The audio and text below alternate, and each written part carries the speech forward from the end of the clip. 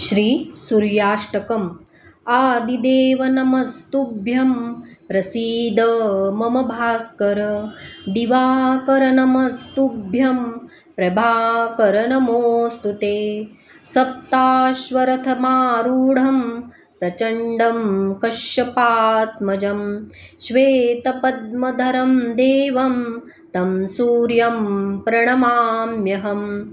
लोहितं रथमारूढं सर्वलोकपितामहं महापापहरं देवं तं सूर्यं प्रणमाम्यहं।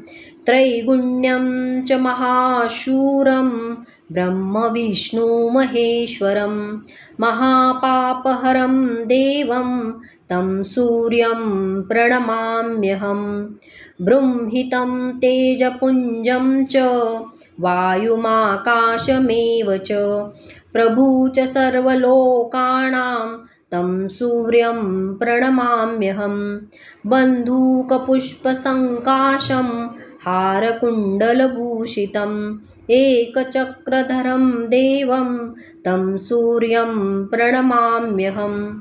तं सूर्यं जगत्कर्तारं महातेजप्रदीपनं महापापहरं देवं तं सूर्यं प्रणमाम्यहं।